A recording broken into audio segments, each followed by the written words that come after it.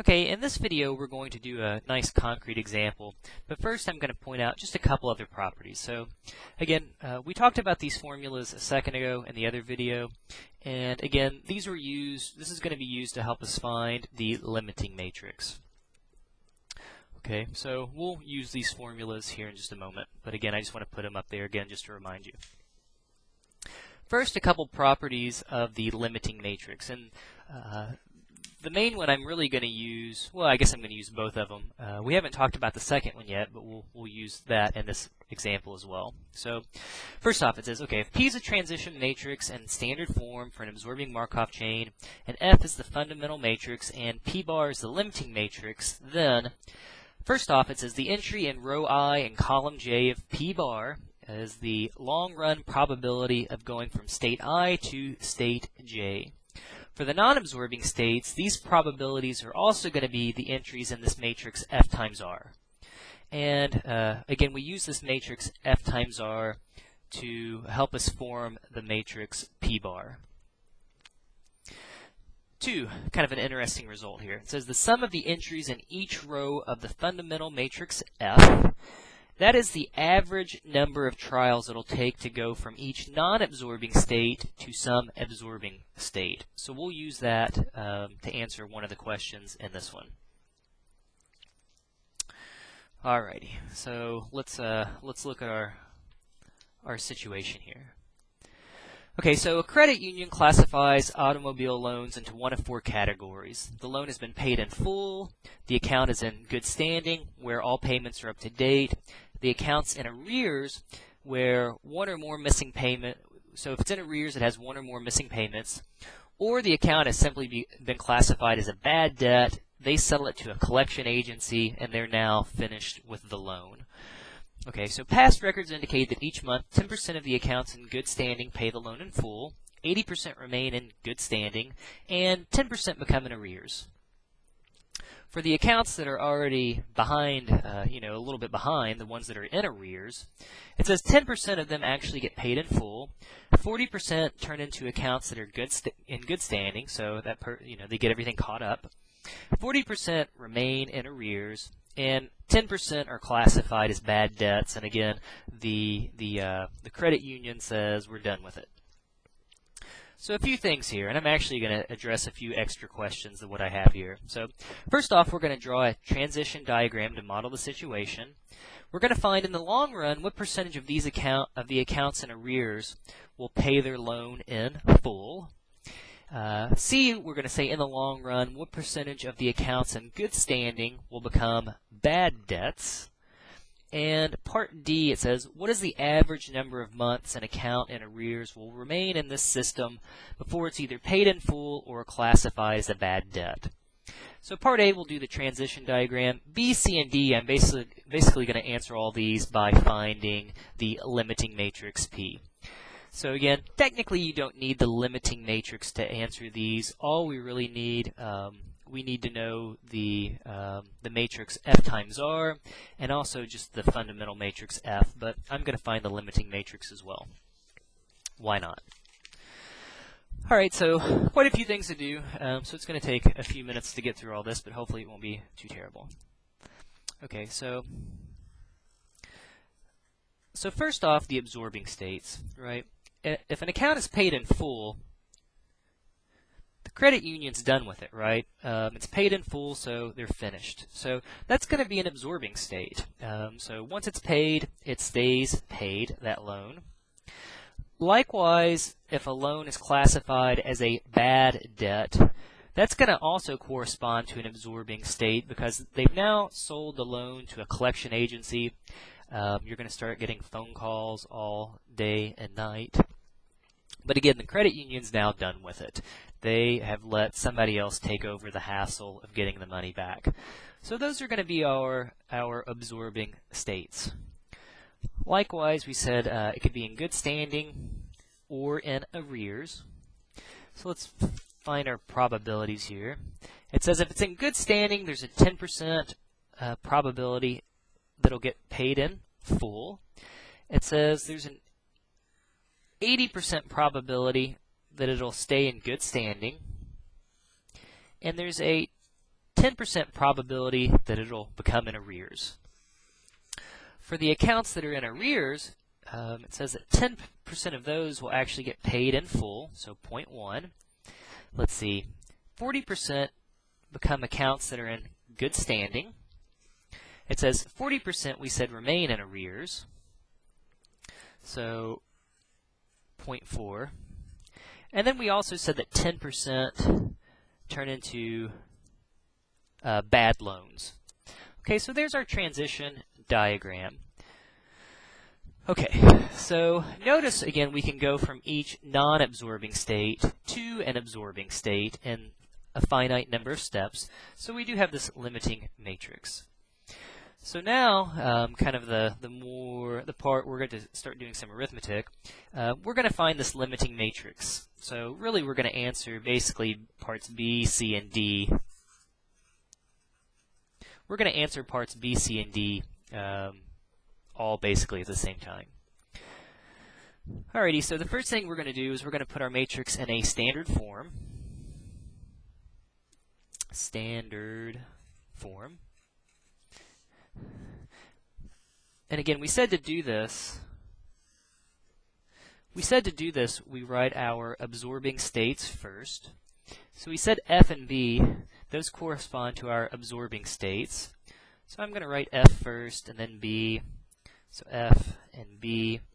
And then our non-absorbing states are G and A. So again, it doesn't matter. I'll write G first and then A, G, and then A. So again, our absorbing states will have, so the probability F to F is 100%, B to B is 100%. We'll have zeros everywhere else in those rows. And now we just have to fill in. So to go from G to F, it says there's a probability of 0.1. To go from G to B, there's a probability of, well, 0. There's no way. The credit union, if you miss a monthly payment, they don't take you from being in good standing to automatically classifying you as a bad debt. So there's a 0 probability of that happening. If you're in good standing, it says there's a 0.8 probability that you stay in good standing. And if you're in good standing, it says there's a 10% or a 0.1 probability of becoming in arrears. Okay, so if your account is in arrears, we said there's a 0.1 probability that it gets paid off in full. If your account is in arrears, we said there's a 0.1 probability that it's classified as a bad debt. If your account is in arrears, we said there's a 0.4 probability that it'll become classified as a good standing. And then if it's in arrears, we said again there's a 0.4 probability that it will stay in arrears. And again, notice if you label these, each row needs to add up to 1. So that's something you can always just check real quick just to make sure that you've labeled everything correctly. And certainly they do in this case. So there's our standard form. So I'm going to break this up just to label them like we had a second ago. Okay, so this is our matrix here. We're calling this P. Not P bar yet because, again, we don't have the limiting matrix. So the bottom left matrix, that's what we're going to label as R. And the bottom right one, that's going to be Q. Alright, so R in this case has entries 0.1, 0, 0.1, and 0.1. And Q in this case has entries 0.8, 0.1, 0.4, and 0.4. Okay, so now we have to do a couple things. Okay, we said to get this in P bar to get some of the entries, we have to calculate this matrix F times R. Okay, well we've already got our matrix R. That's what we labeled. But again, to find F, we said we take the identity matrix, subtract away the matrix Q, and then we find the inverse of that matrix. Okay, so we're going to do that now. Okay, so if we take the identity matrix minus Q, so I'm going to just compute the inside portion. Well, since Q is a 2 by 2 matrix, our identity matrix will be a 2 by 2 matrix as well. So again, remember that the identity matrix just has 1s along the diagonal from the top left down to the bottom right and 0s everywhere else. Okay, matrix Q again is what we have already. So 0.8, 0.1, 0.4, 0.4. So now we just subtract respective entries. So 1 minus 0.8, that'll be 0.2. 0 minus 0.1 will be negative 0.1. Then we've got 0 minus 0.4. That's going to be, well, just negative 0.4. And then we have 1 minus 0.4. That's going to give us 0.6. Okay, so again, we're just subtracting respective entries. 1 minus 0.8 is 0.2. 0 minus 0.1 is negative 0.1. 0 minus 0.4 is negative 0.4. 1 minus 0.4 is 0.6. And again, a lot of little computations here. So recall the little negative 1 here as the exponent. That means find the inverse. Well, there's a couple different ways that you can find the inverse. I'm going to use since we have a 2 by 2 matrix, I'm going to use the formula. It says, so so to remind you, if you have a matrix A that has entries A, B, C, and D, it says to find the inverse of that matrix, what we do is we take 1 over the product AD minus BC, and then what we do, we flip the entries. We switch D and A, and then we change the sign on the entries B and C.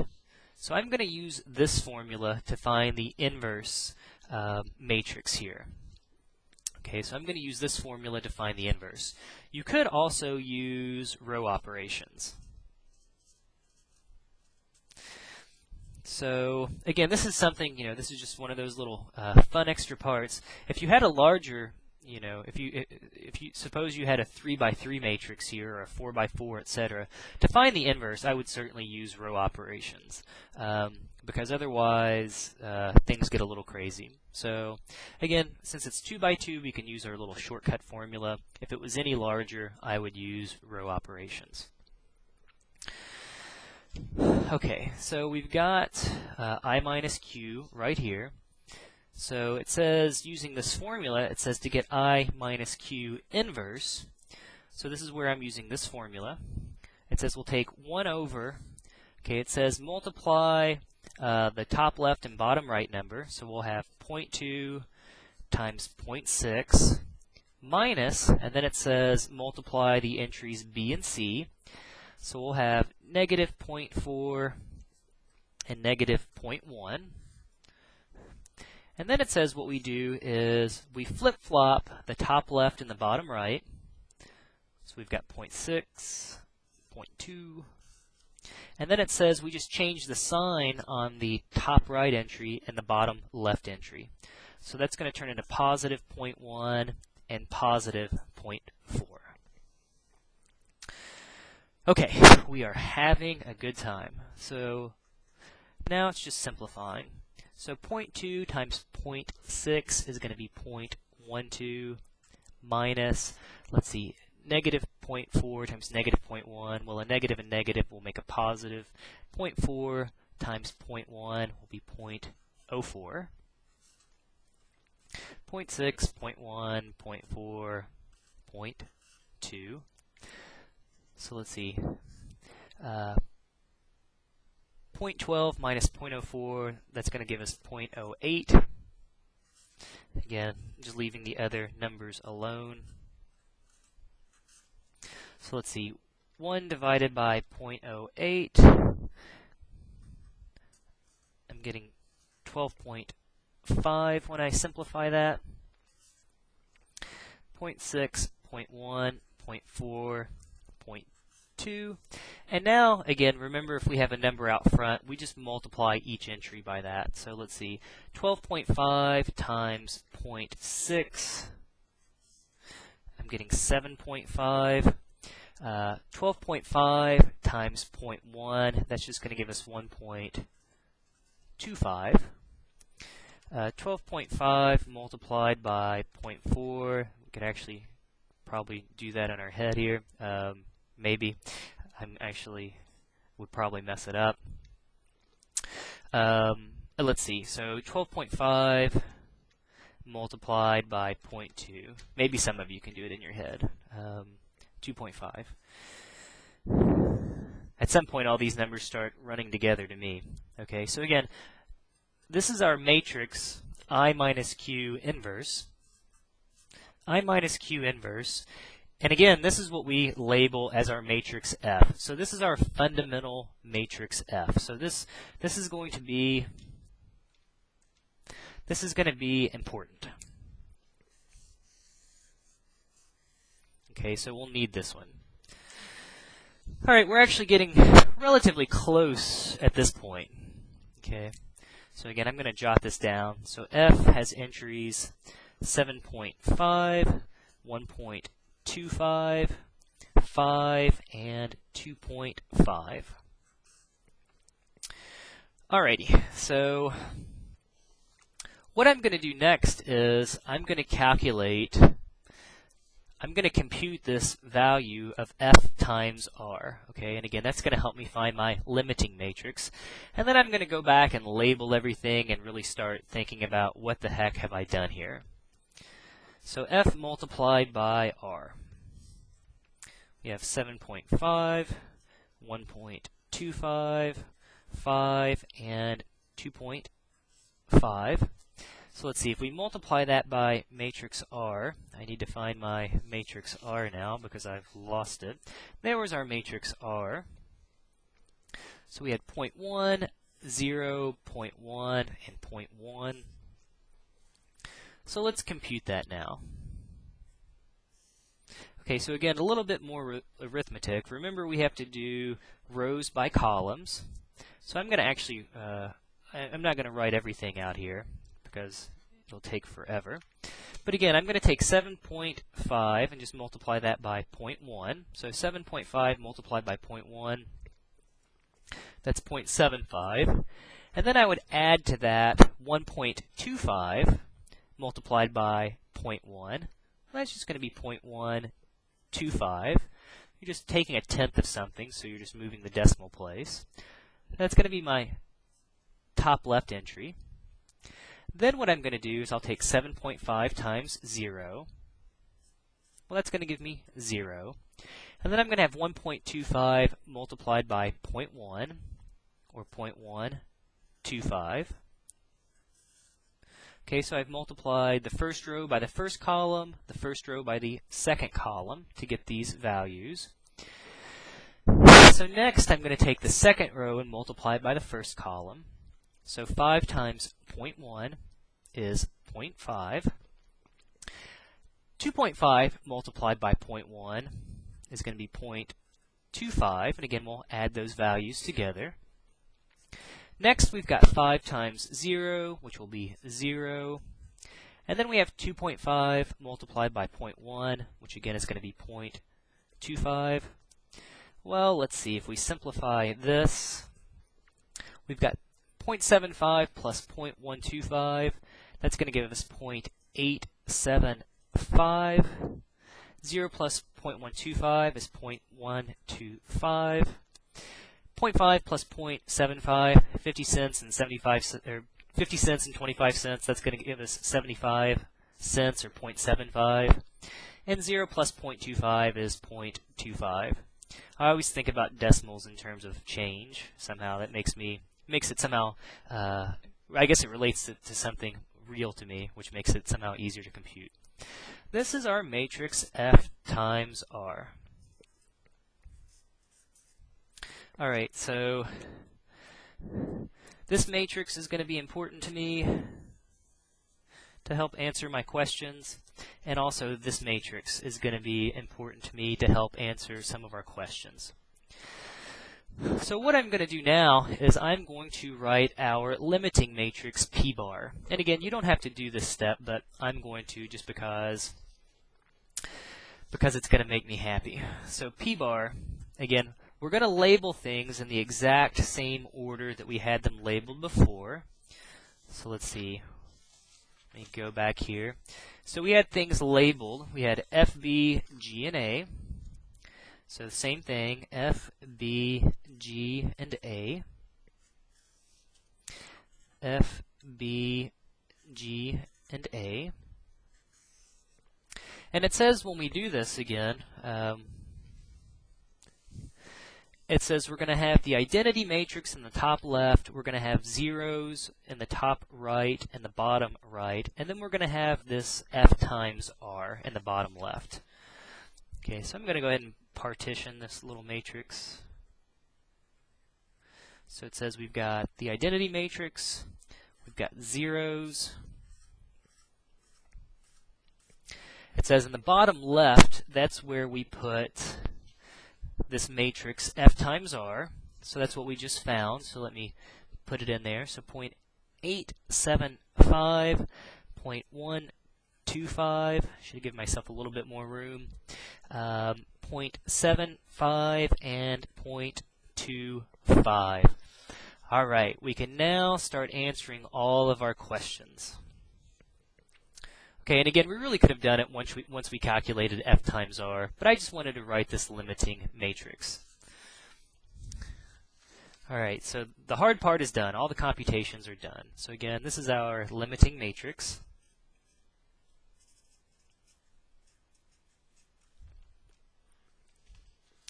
Okay, so part B, it said in the long run, what percentage of the accounts in arrears will pay their loan in full?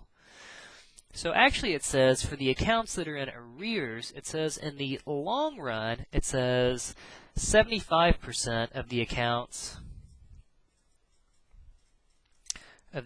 in arrears will be paid in full.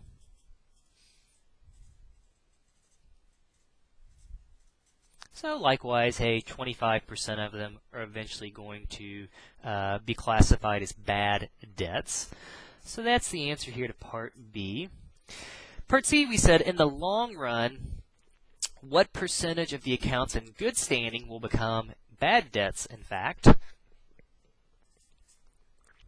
So it says if originally you're in good standing, it said you'll actually end up being in bad standing with a probability of 0.125, or it says 12.5% of the accounts in good standing will be classified as bad loans.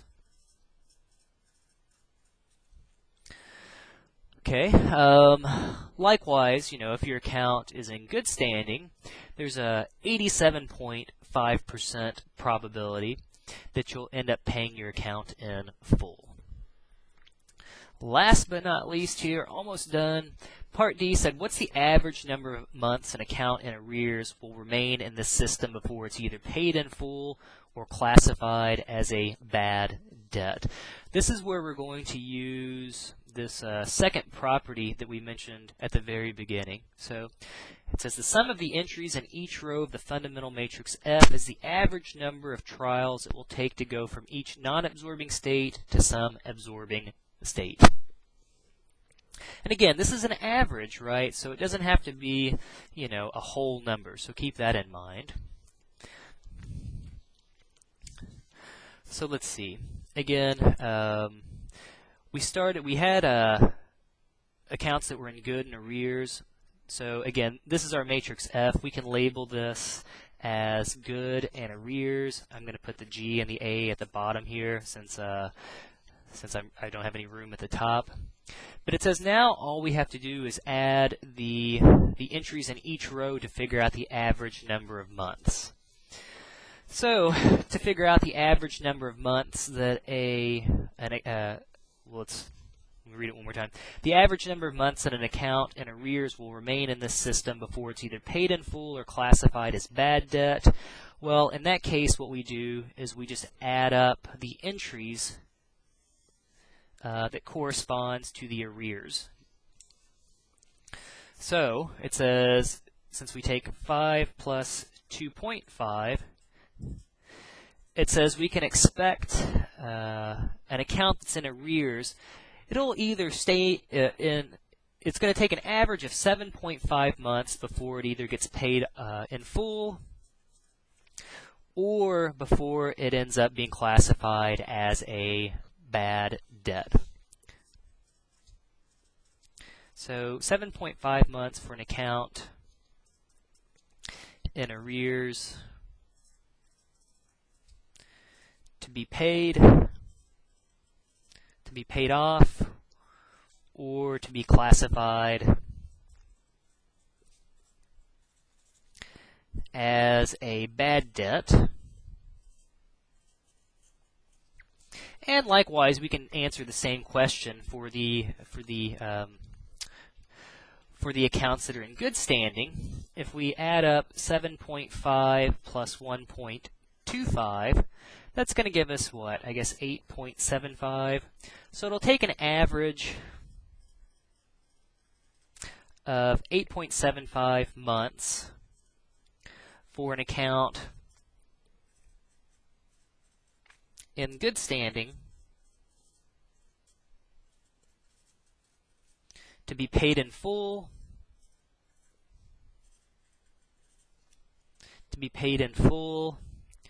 or to become classified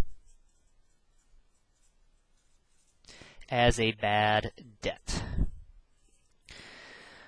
Alrighty, whew, lots of stuff in this one here, right? So again, lots of computations, lots of things here, you know. But again, it's just a matter, so to kind of rehash everything, what do we do?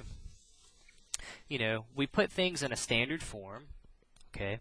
Then, you know, kind of probably a lot of the arithmetic there.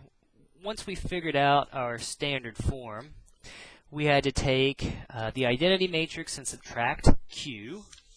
We took the identity matrix and subtracted Q. From there, we found the inverse of that matrix. That gave us our fundamental matrix F, and then we simply multiplied that by the matrix R. And that's what gave us our values, some of the values in our limiting matrix.